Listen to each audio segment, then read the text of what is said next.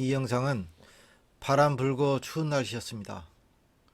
설명회 끝나고 절박한 심정으로 즉시 항고 제기로 조합원 계약 못하게 한 집 앞에서 조합원들의 목소리입니다. 정식으로 신고된 집회입니다. 대조 1구역 조합원님들 힘드시죠? 지푸라기라도 잡고 싶은 심정으로 조합 설명회에 갔었습니다. 생각보다 많은 조합원님들이 참석해 주셨고 설명회를 통해서 많은 것을 느꼈을 것으로 생각합니다. 생각보다 심각하구나.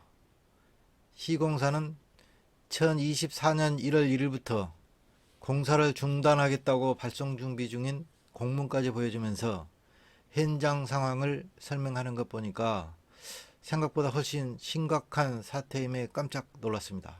시공사 현장 담당도 공사 중단을 막기 위해 여러모로 애썼다고 하는데 그 마음에서도 막상 공사 중단을 한다고 하니까 야속하기도 했습니다. 조합원들은 조합원 계약을 하고 싶어도 조합 내부에서 일어나고 있는 즉시 항고 등 각종 소송으로 공사비 지급이 안 되고 있으니 할 말은 없지만은 지금부터서는 정면 돌파를 해야 됩니다.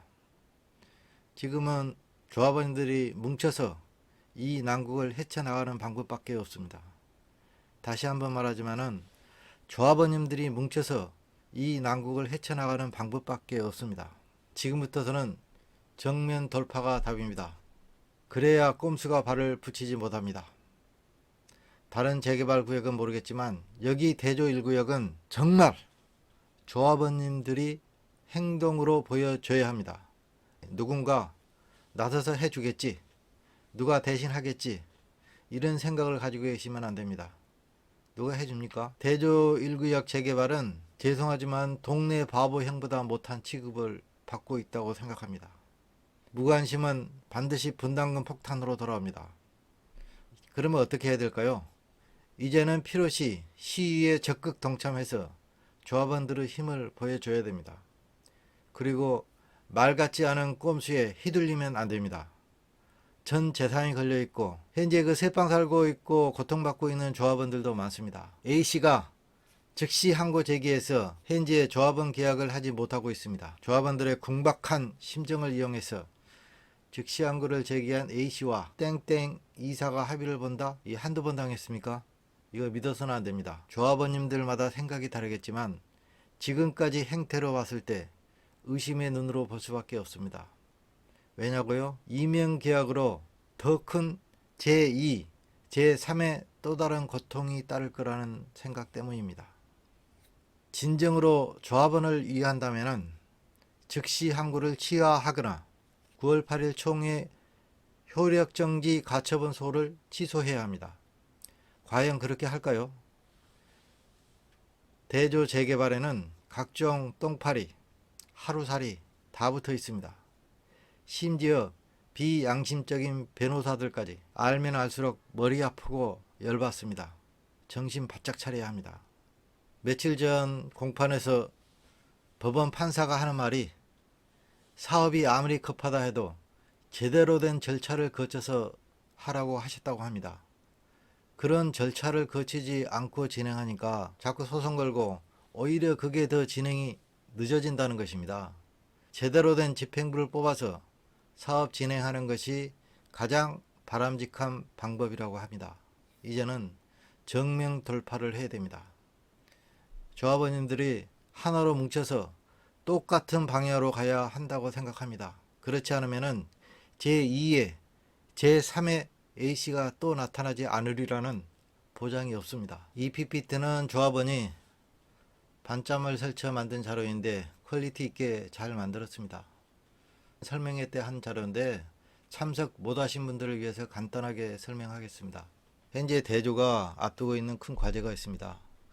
조합원 계약 관련해서는 2022년 10월 공사 이후에 대금 지급이 전혀 이루어지지 않고 있는 상태입니다. 일반 분양은 조합원 계약 후 비용이 지불되더라도 지상층 공사 진행 시 그 원활한 공사 진행을 위해서는 일반 분양이 또 완료돼야 됩니다.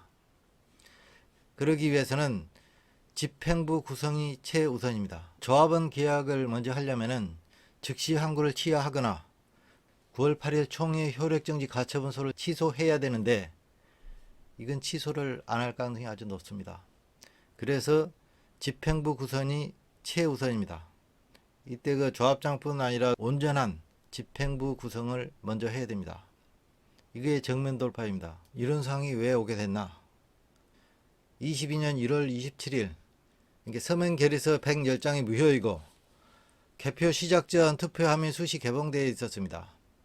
이걸로 인해서 그 실시한 조합장 선거 무효 결정, 그리고 이로 인해서 임원이 전원 직무정지됐습니다. 그 다음에 9월 8일 이제 조합장 선출 및 임원, 대의원 연임총회를 실시했습니다.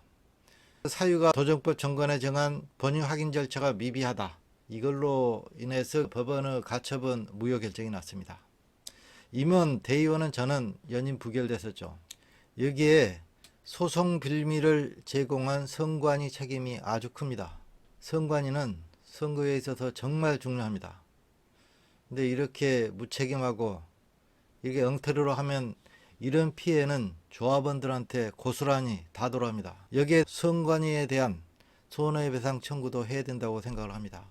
23년 11월 3일 조합원 계약 총회를 하려고 했는데 조합원이 소송 제기해서 무산됐습니다. 그 사유는 양 당선자가 소집 권한이 없다.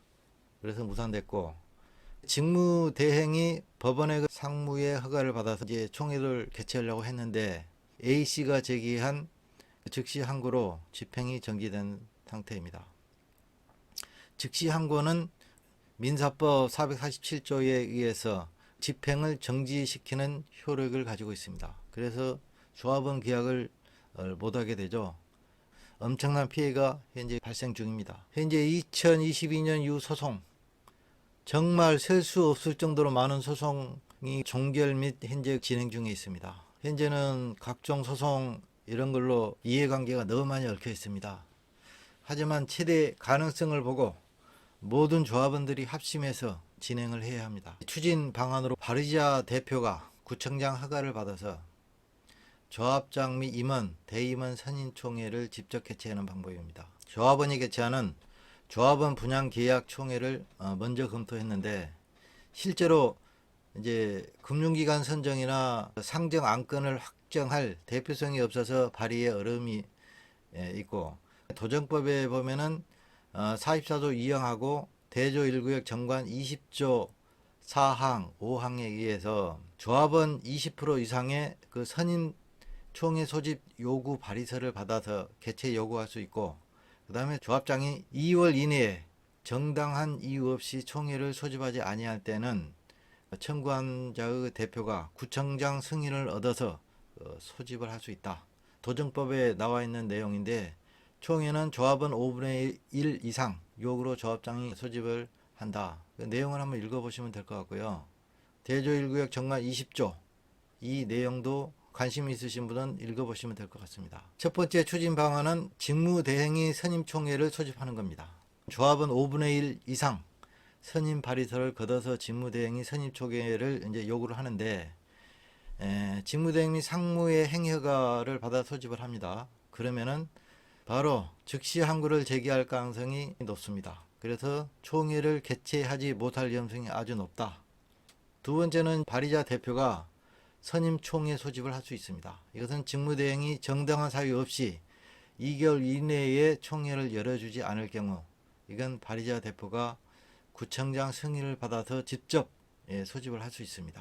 이때 여러 가지 문제가 생기겠죠. 직무대행 협조를 얻기 위해서는 발의자가 면담 요청이나 이런 걸 강력히 요구를 해야 되고, 그 다음에 구청장 허가 받을 때는 쉽게 허가를 아마 내준 사례가 거의 많지 않기 때문에 최대한 탄원서, 그 다음에 연명부를 이제 제출하고 최대한 많은 인원이 행동에 참여를 해 주셔야 됩니다. 총회 개최 금지 가처분 소송, 여기 대해서 소송 대응 및 탄원서 제출해 줘야 되고, 이게 이제 동시 진행 방안으로 현재 예측할 수 없는 변수와 방해가 현재 많습니다. 대조는.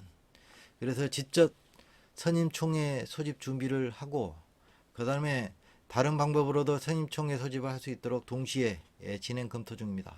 여기에 이제 조합원님들의 그 협조해야 될 게 있습니다.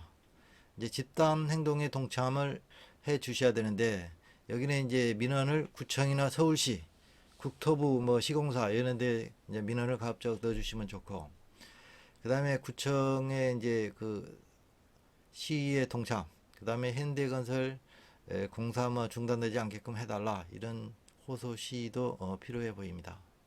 최대한 많은 인원이 참여가 필요하죠. 현재 대조 1구역은 절박한 상태입니다. 시공사는 24년 1월 1일부터 공사 중단하겠다고 발송 준비 공문까지 보여주면서 현장 상황을 설명하는 것을 보니까 생각보다 훨씬 심각했습니다. 지금까지 영상 시청해 주셔서 감사합니다.